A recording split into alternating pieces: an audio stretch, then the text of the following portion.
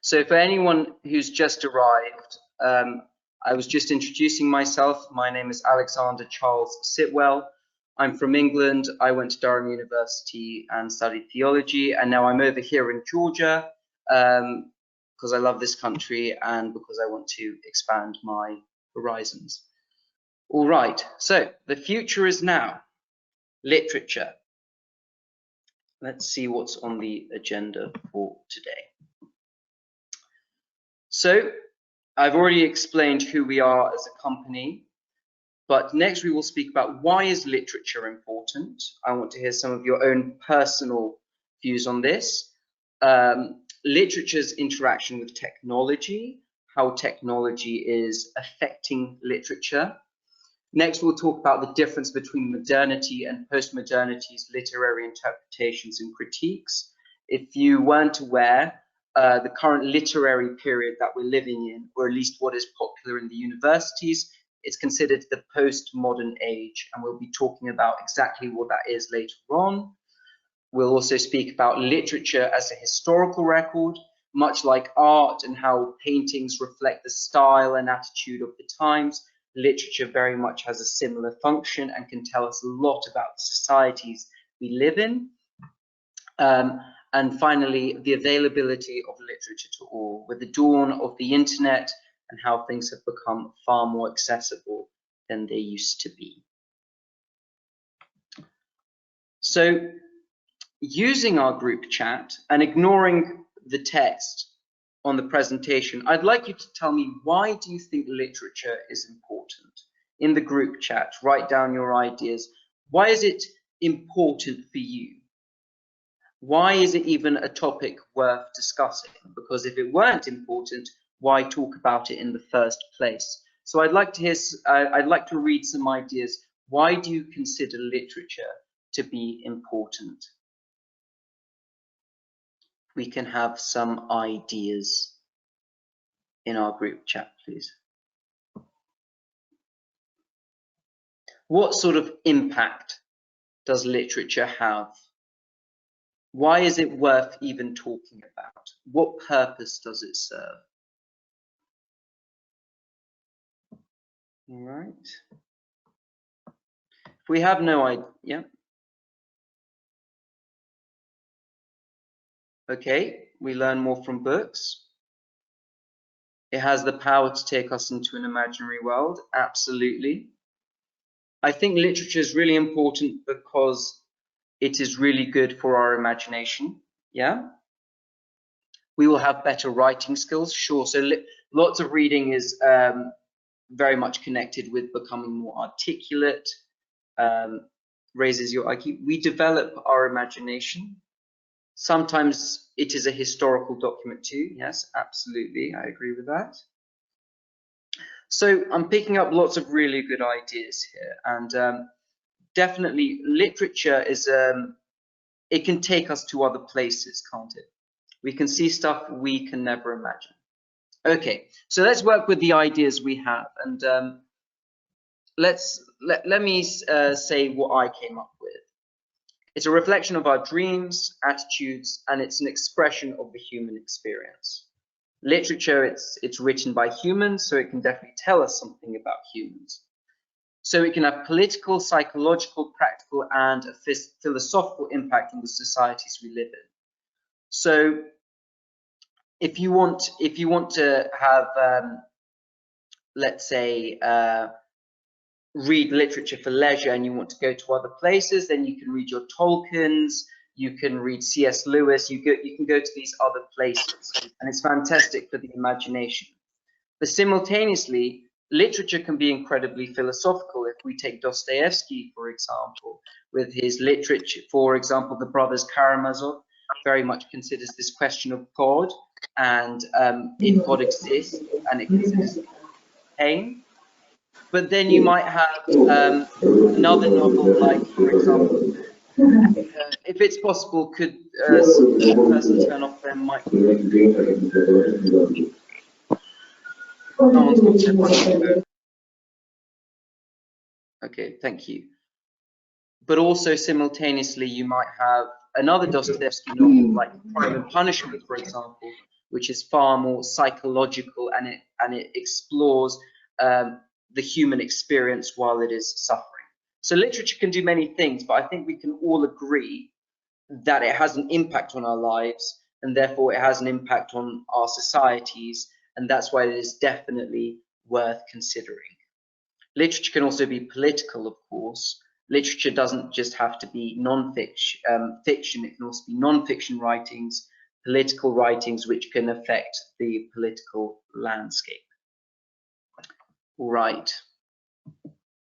Which moves us on to the interaction of literature with technology and what technology has done for literature. Despite the fact that we have all this coronavirus stuff going on, you know, it's been snowing, no one particularly wants to go outside, platforms such as these can give us instantaneous communication with one another. And the implications for that are huge. So not only can platforms like this connect people from all across Georgia in different regions, as we are doing with our company, by the way, we could also have these sort of conversations with people from the other side of the world. We can begin to interact multiple different cultural perspectives within one different chat room around one subject. And living in this globalized world and living in a more globalized world, a more connected world, definitely has an implication for literature. It helps us to understand that there are more perspectives than just the perspective of the cultures in which we grew up. Someone in one country might have a completely different attitude to the same novel as someone in a different country. They may interpret it completely differently, and it might have a completely different meaning. Which moves us on to the literary time period in which we are living. I'm curious to know, is anyone aware of the term postmodernism? And if so, what does it mean for you? What is your understanding of the term postmodernism? Because it can be understood in lots of different ways. Does anyone have any idea by what we mean by postmodern?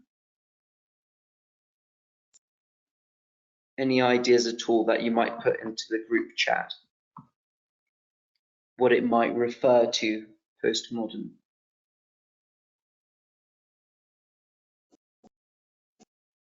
All right, well, if not, okay. To make our lives easier. Interesting idea, perhaps, yes, the age in which we're living, life is easier, it's full of more comforts, perhaps that's what you mean. It's definitely an age we're living in. Life is less harsh than it used to be, yes, okay. Any other ideas of what we might mean by postmodern? What age it is talking about?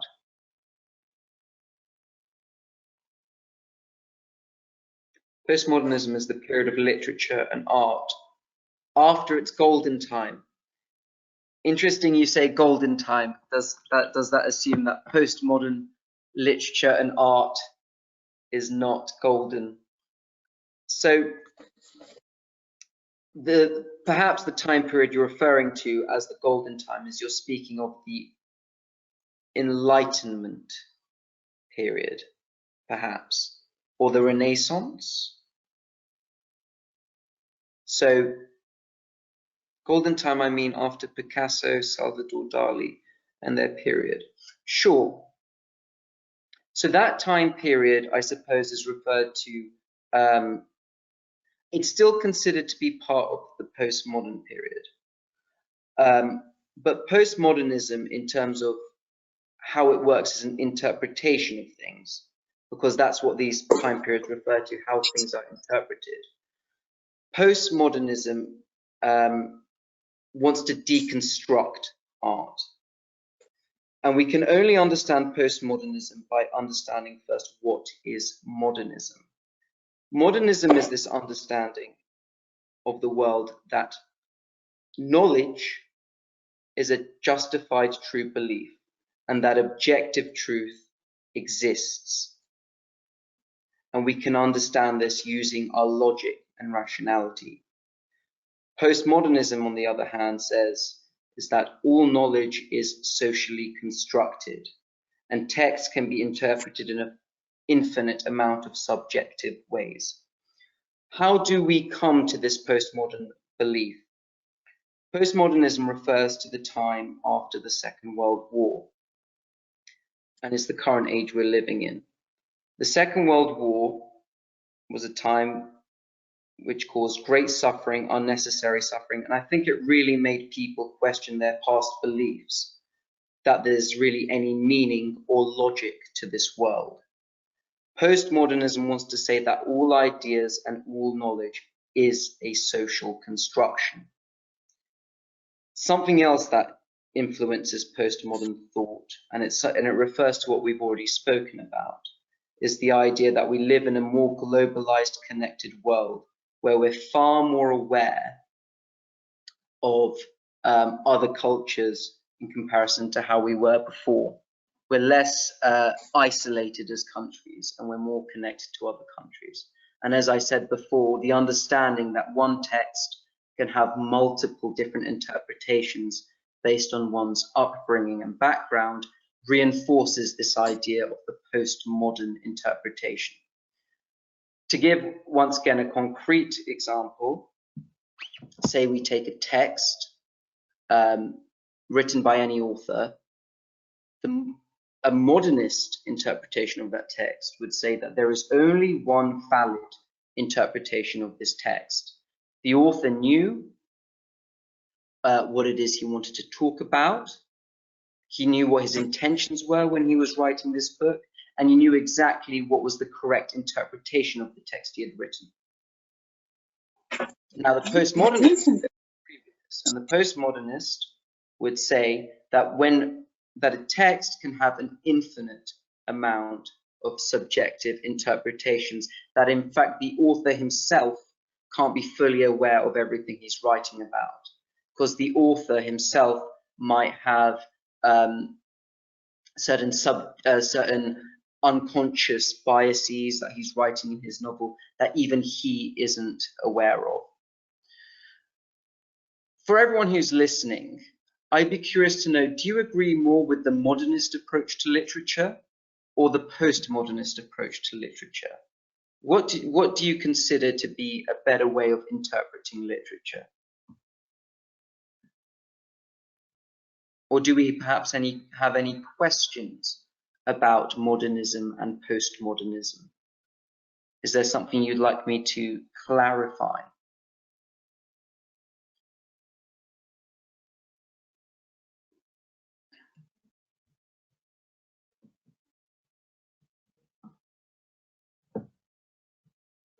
All right. Yes, so postmodernism is generally referred to the period of time after the Second World War and the time in which we're currently living. It's the main difference in terms of time period. It doesn't mean that modernism, the modernist approach, doesn't exist anymore, but postmodernism began post the Second World War and is particularly influenced by authors such as Derrida and Foucault, and also French existentialist philosophers like Sartre and Camus.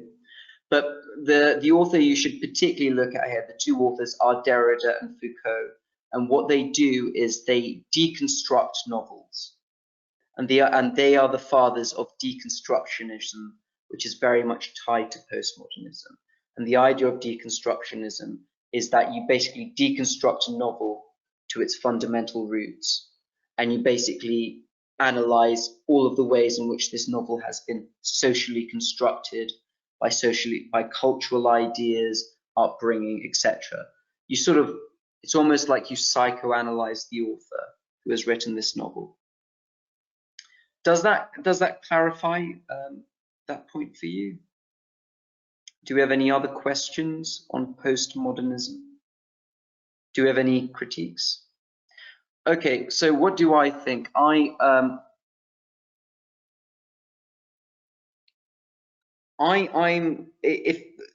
asking me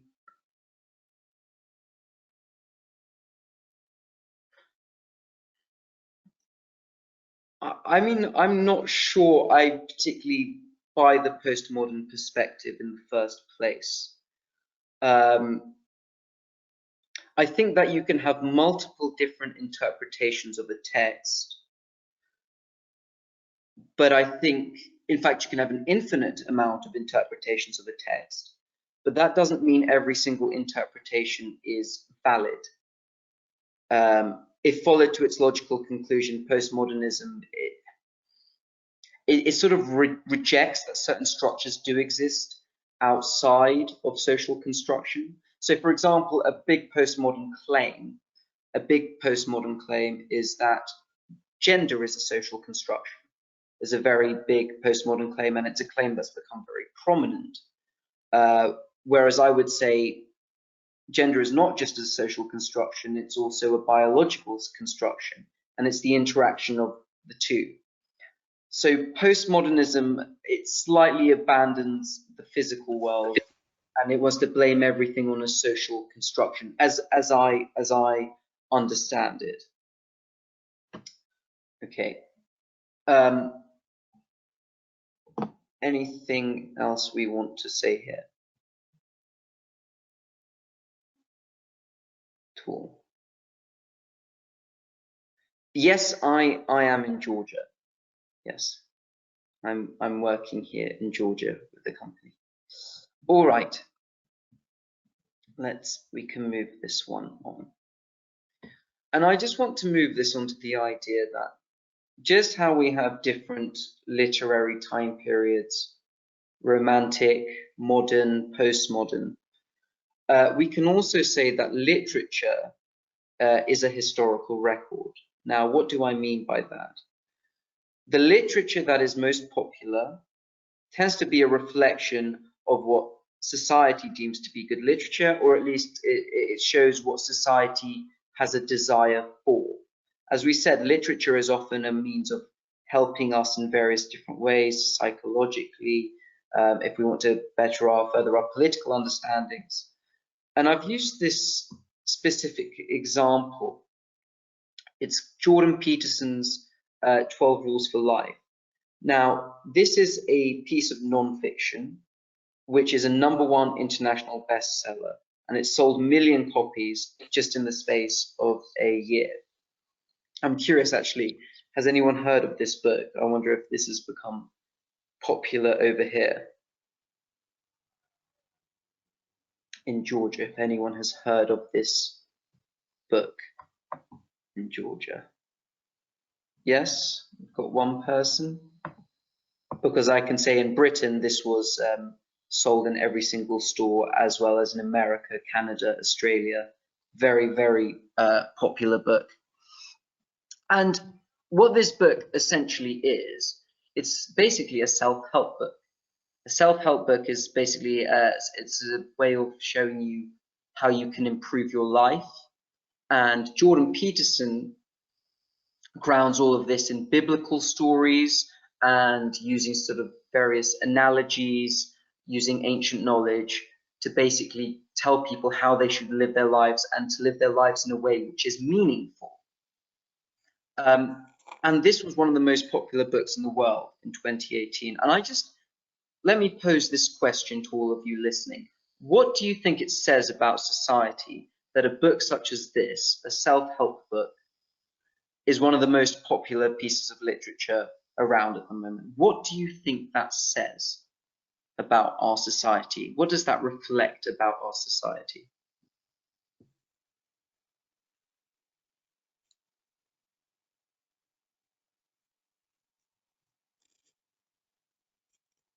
Do we have any ideas? What does it say when one of the most popular books in the society is a self-help book?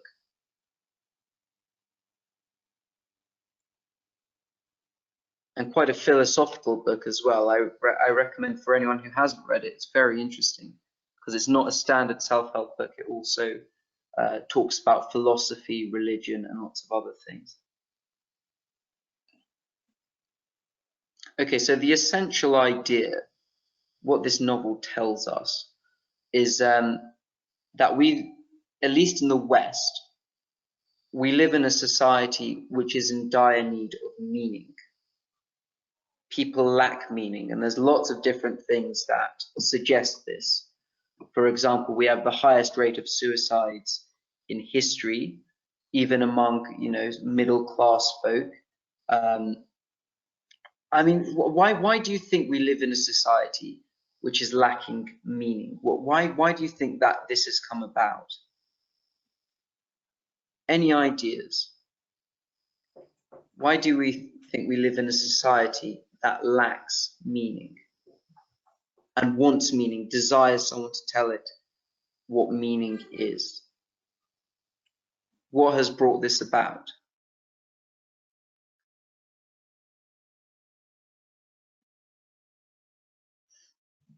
One example people sometimes give is when you live in more secular society. I can't.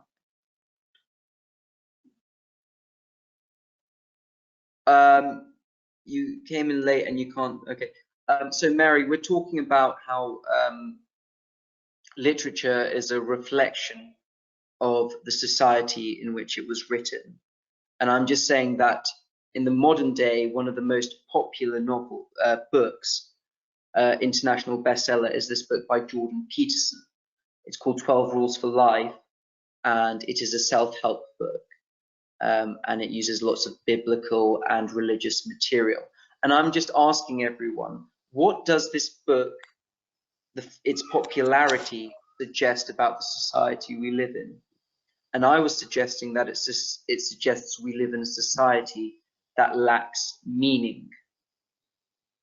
And I was curious, perhaps someone could tell me why maybe we live in a society that lacks meaning.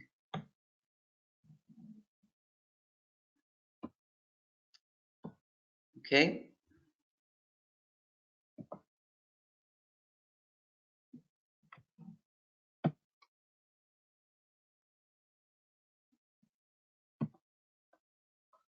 All right. Now, the other thing, the way in which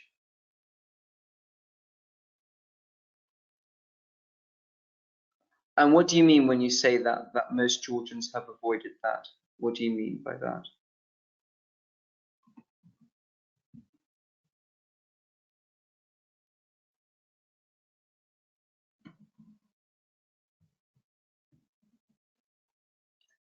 I think that most Georgians have avoided that.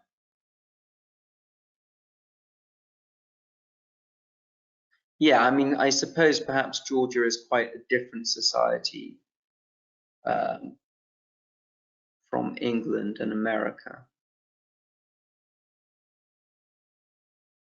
Okay, because the pace of life is too fast and we don't care about others, for sure. Yes, we live in a very, very fast-paced society. Can you expand on that? Would anyone like to add to this idea?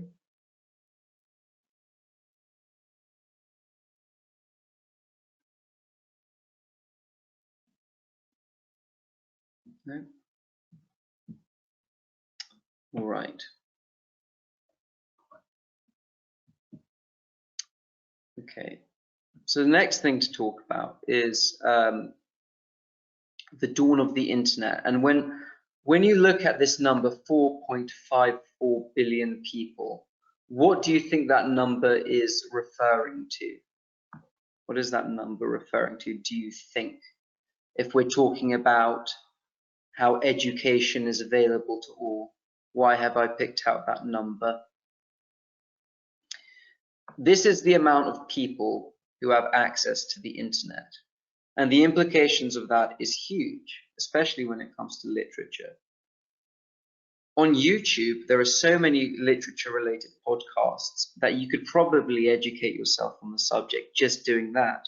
And there's not just podcasts, universities put up free lectures.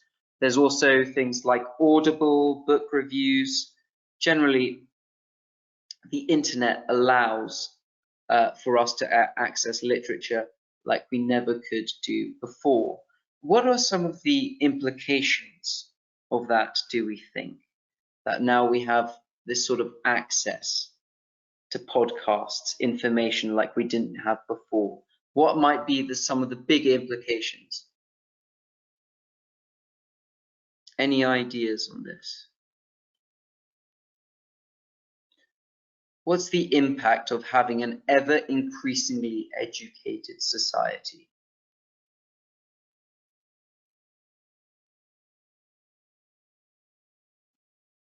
So something that we're finding these days is that people's main source of information actually comes from the internet and the traditional means. Okay, people's lives are improving. What do we mean by that? How are people's lives improving?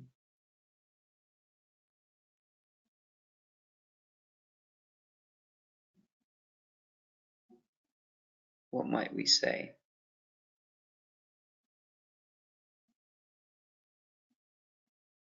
Okay, sure. So, yeah,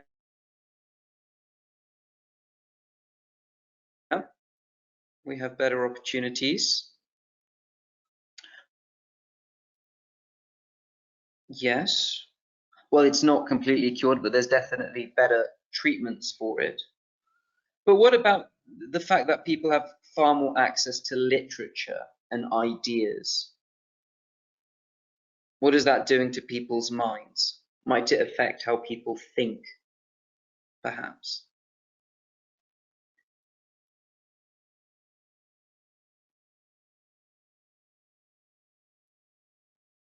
So what I'm trying to say is that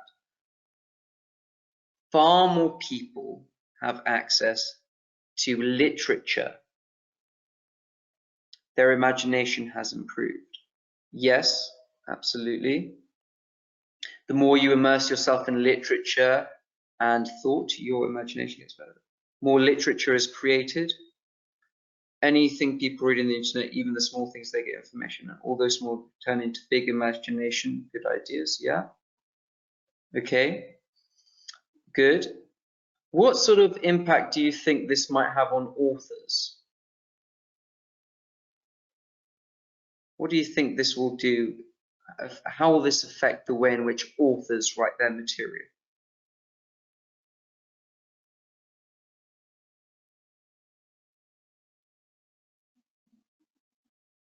Yeah. So as Andy Warhol said, in the future, everyone will have their sort of 15 minutes of fame. It's far easier to put yourself out there now.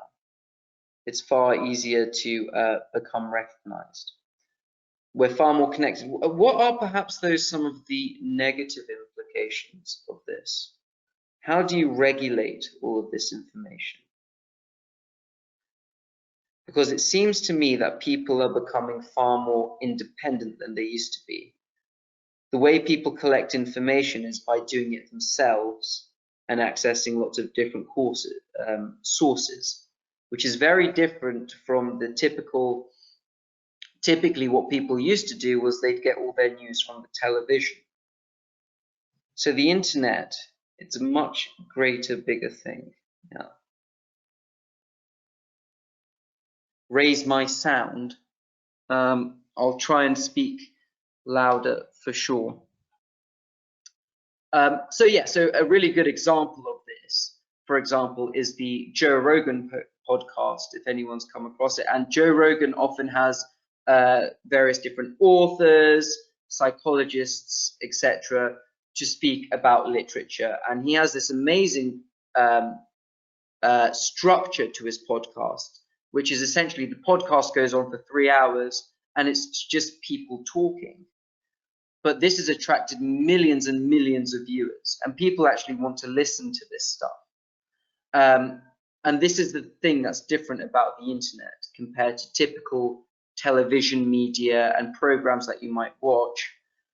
Internet and YouTube has absolutely no limits. People can make their podcasts as long as they want. They're not limited to sound bites. It's completely different in that sense. Technology has also created the opportunity for things like Audible. Audible is an app. It's owned by Amazon, which essentially you can download audio versions of books, and you can listen to a book while doing something completely different. We can multitask now, and we can fit far more things into our time schedules. Yeah. Anything else we might want to add? Anything interesting about how the internet has affected our access to literature and what this does? Is there anything else someone wanted to say? Anything else you thought of?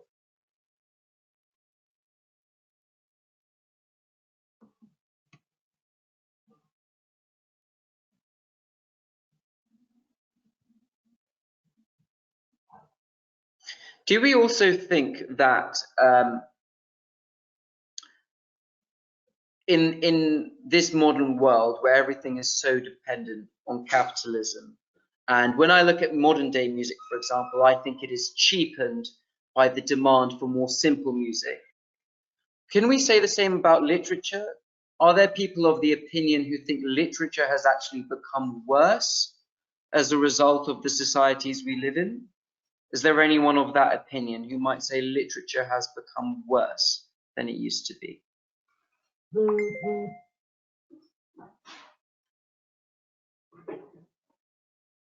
Or do we think literature is getting better? You think so? Perhaps tell us why you think that. Why do you think it's become worse? In the past, there were way better authors. And why might you say that in the past there were better authors? Why do you think that? What's the difference?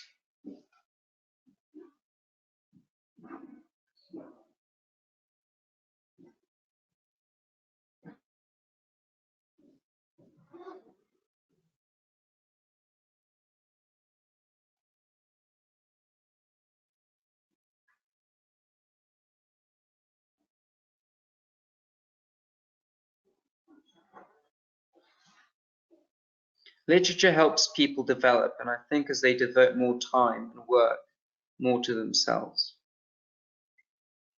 Okay, so it might be a timing issue. There isn't time to be an author and to take a long time with your work. Certainly, the market demands for things to be quicker because they made historical things. For example,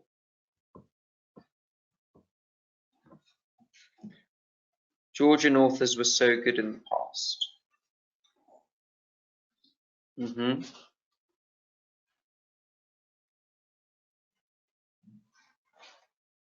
Right.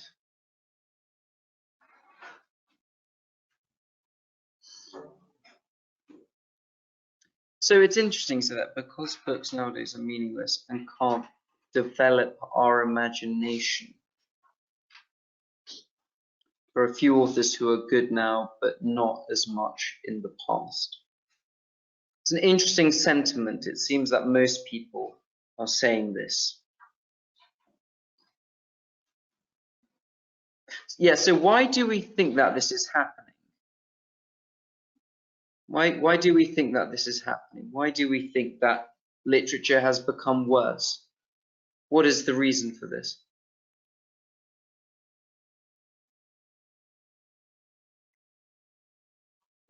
What might we say?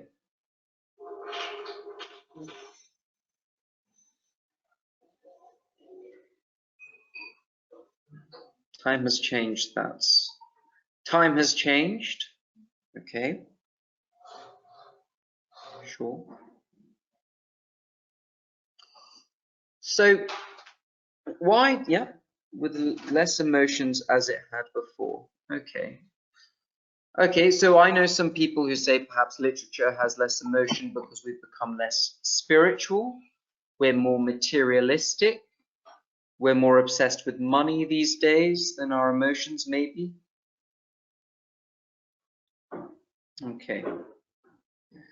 I mean, I generally agree with the sentiment. And what about the people who like dull stories? Yes, I mean, like we said, perhaps literature is subjective and some people do like the modern day. In past, authors had interest in literature.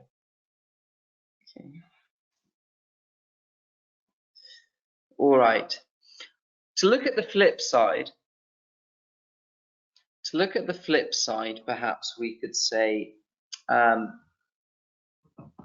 while things have, perhaps literature's become cheaper, music's become more simplistic, art is more simplistic, people seem to say it lacks this sort of emotion, this authenticity. I think there's been a backlash, and it seems people are wanting to return to old forms of art. I don't know if it's popular over here, but in England, there's a really big sort of phase going on where everyone wants to buy these old record players, vinyl.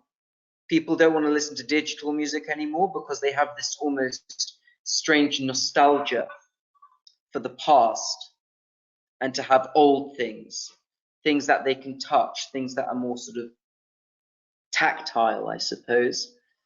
And again, the reason why I use this novel as an example, it's not a novel, sorry, this piece of literature as an example, because this is all about going back to the older forms of things, old philosophies, old wisdoms, old ideas. And it's a very popular book. And you're seeing this with quite a lot of other authors. They're wanting to bring back the older, more traditional style of writing. There seems to be a desire for it. So that's an interesting thing to consider, how the present interacts with both the past and future. Yeah, Georgia is like Britain by that way. Sure. What do I advise people to do? Everything old isn't good, that's for sure. I mean, I'd say it's good to have your life in balance. It's good to have your life in balance. Like, new things are good, but old things are good as well. There needs to be a balance kept between conserving things and progressing things. Both of these things are sort of important things for societies to do. We shouldn't forget the past, but we shouldn't dwell in the past either. So it's a balance, really, I suppose, between those two things. I'm not sure what you think about that. But I certainly agree with the comment that everything old isn't good. There's a lot of old things that we got rid of, and we're the better for it. How to distinguish between good and bad if they avoid it? What do you mean by that? If they avoid it? Could you explain that?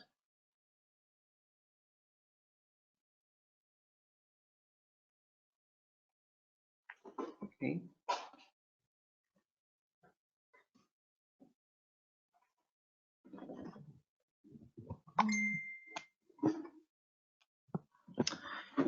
All right, so let's move this on. Right, is there anything else anyone would like to mention about this topic of literature and how the future is now, and the interaction of modern technologies with literature? Is there anything you came to this discussion expecting to talk about?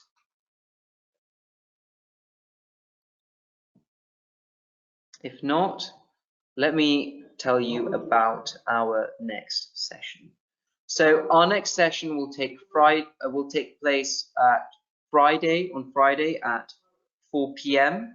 and we will be discussing books versus the book film adaptations of the book. And there's lots of examples. I suppose the one that instantly comes to mind is something like Harry Potter.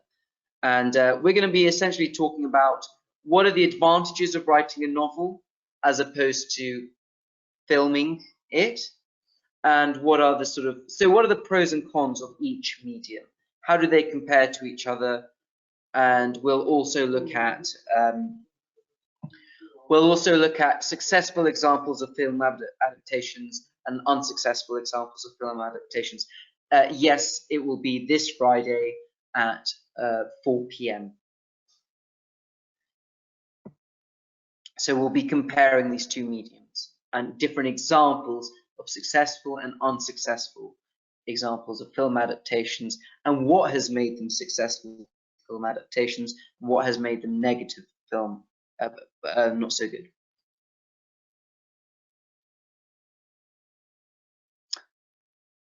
Yeah. I mean, the issue, yes, turning on the cameras, it'd be good to see everyone's faces, certainly. Although I'm not sure we'll be able to turn the microphones on simply because it's sort of, it might get us all confused listening to each other. All right.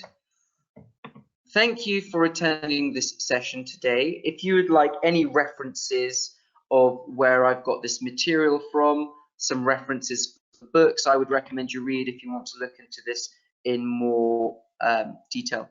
Can you tell us what foreign writing to rely on that won't harm the human psyche and will give something back? Foreign writing to rely on that won't harm. Well, so I seriously recommend this book. If you're talking about the psyche and giving something back, I seriously recommend this book by Jordan Peterson, 12 Rules for Life, which is actually available in our bookshop. Go to bookshop.g and you'll be able to find that book there.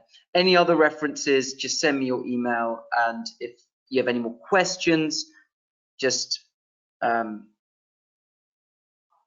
can you please recommend me a book about human psychology?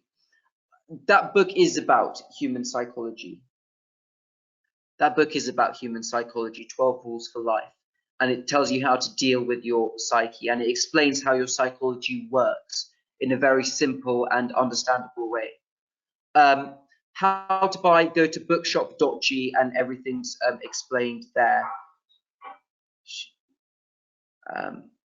Good. How can we contact you on social media? Let's just see. Perhaps Dato, if you could put your email address in the group chat,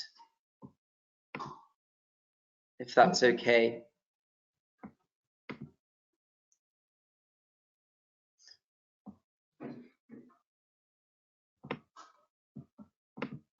Okay.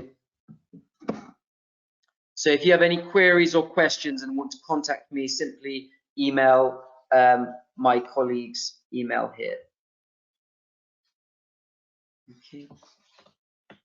And again, bookshop.g if you're interested in that novel. I found it very interesting and it helped me a lot. This is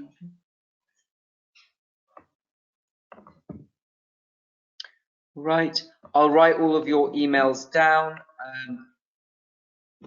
and I'll be in contact with you if you want any references, any extra reading perhaps that informed this seminar.